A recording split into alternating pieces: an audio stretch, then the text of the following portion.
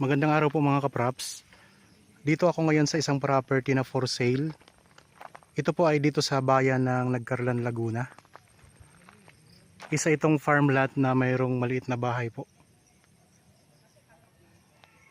Ang sukat po nito ay 5,000 square meters or kalahating hektarya mga kapraps. Titled. Tabing kalsada lang po. Ito yung kalsada mga kapraps. Rough road. Pero 250 meters lang po ito. Mararating na natin ang cemented road. At nasa 4 minutes travel lang mga kapraps. 4 minutes travel time to 5 minutes. Nandun na tayo sa main road. Yung daanan o kalsada, Santa Cruz to Nagcarlan Road mga kapraps. Paglabas natin ng main road, pag tayo papunta sa kanan, yun po ay papunta sa town proper ng Nagcarlan. Sa kaliwa po papunta sa town proper ng Santa Cruz. Yan, itong direksyon na to. May mga katabi tayong mga farm lot din dito mga kapraps. So, ipakita ko sa inyo mga katabi natin. Ayan. Tapos may rest house na rin dito nakatabi. Dito mga kapraps. Meron tayong magagandang view. Ayan. Mountain view. Tapos marami siyang tanim. Tingnan nyo. Ang frontage nito mga kapraps, estimated ko ay mga nasa 40 meters.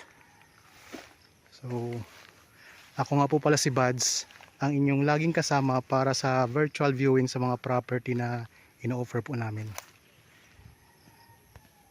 Yan, 5,000 square meters. Ang presyo nandyan lang po sa description box at sa title po nitong video mga kapraps. Meron ng access ng kuryente, meron na rin access ng tubig dito. Yan, tingnan nyo, mayroong puno ng avocado, guyabano, tapos carabao grass na rin po yung tanim sa lupa. Nababalot siya ng carabao grass. Oh. Aliwalas ng klima. Yan, may mga bunga na yung avocado, guyabano. Yan, ito, maliit lang na bahay. Ang ginagamit nilang ano dito, kuryente, yung solar. May puno ng langka. Yan, tingnan nyo ang katabi mga kapraps. Farm lot din po yan. So kung interested kayo sa property, napakababa lang po ng presyo nito. Kontakin nyo po kami para ma-assist namin kayo at mapuntahan nyo to ng personal ang property. Yan, mayroon ding CR ito nakahiwalay sa bahay. Yan, may CR na may mga saging, daming lansones oh.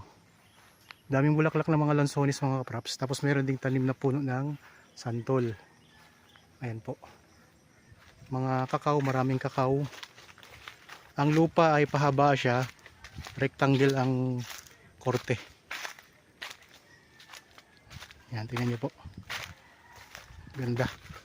So maliit lang siya. Kalahating hektarya lang to. Ito, ang daming santol. Ang daming bunga. May katabi itong binibenta din na ang sukat naman ay 1.3 hectares mga kapraps. Marami ding mga lansones. Ganito din mga tanim na makikita natin.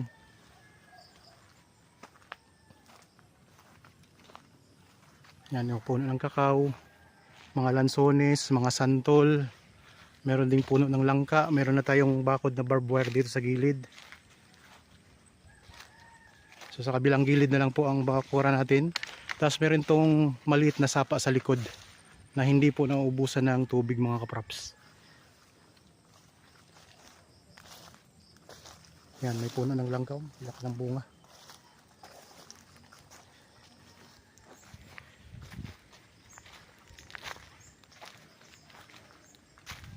Yan, pag diniretso natin ito mga kapraps, mararating natin yung sapa. Yan, sako pa po yung mga langka na yun mga kapraps. Yan, sako pa po yan ang property.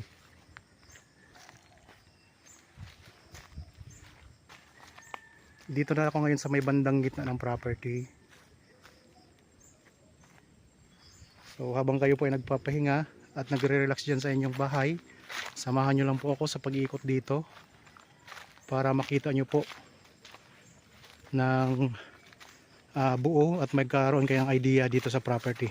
Although hindi naman talaga buo kung nalilibot kasi malawak din po ito, at least may idea kayo. Dito sa may bandang likuran, medyo pa-slope po siya. Papunta na po yan sa sapa. Tingnan nyo, ang daming bulaklak ng ng lansones.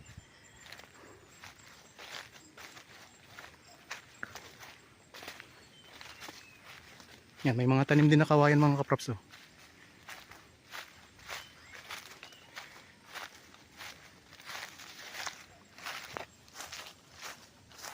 So nasa mga kaprops, 70% patag, tapos mayroon tayong 30% na medyo pa slope, pero hindi siya slope na slope, medyo pa slope lang po.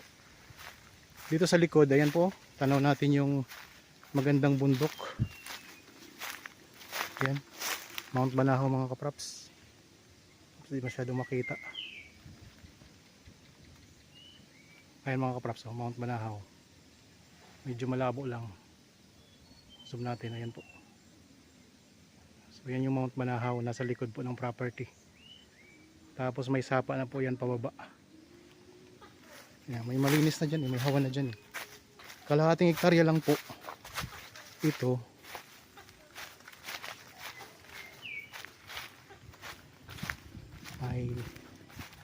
May mga tanim din dito na anahaw. Yan.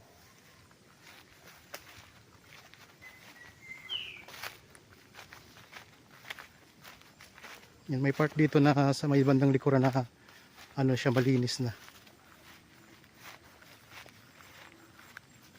Tinamnan nila to ng mga gulay. Ayan mga kaprops. Ginawa nilang taniman ng gulay. Mga ampalaya yata ito. Kailangan dyan sa may bakod na mga kawayan. Kasama pa po yan papunta doon sa sapa, sa baba. So medyo hapon na lang po ngayon mga kaprops, kaya di na ako makapunta doon sa sapa. Ayan ang Mount Banahaw. Ayan. So kung gusto nyo matanaw yan, magtanggal lang kayo ng mga sanga-sanga para mas lalo nyong matanaw yung magandang view dito sa may bandang likuran. Okay mga kaprops. Ayan, daming lansones, kawayan. Balik na tayo. So lang to, kalahating hektarya lang to, kaya affordable ang presyo. Kung interested po kayo ay na kayo, tumawag na kayo sa amin, mag chat, mag text, Viber, cellphone number, Facebook Messenger at saka WhatsApp, pwede po. So magandang farm lot ito na talagang maraming tanim. 5,000 square meters lang. Pasok lang ang sasakyan dito kahit may dadaanan tayong rough road, pero kayang kaya pong ipasok ang sasakyan. 250 meters lang naman ang layo sa sementadong kalsada.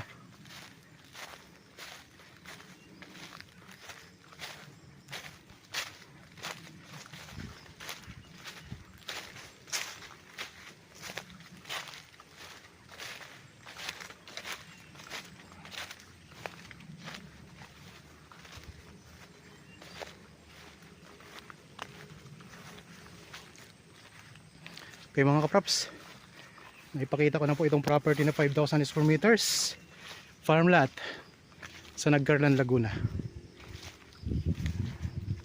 Sana nagustuhan nyo po ito.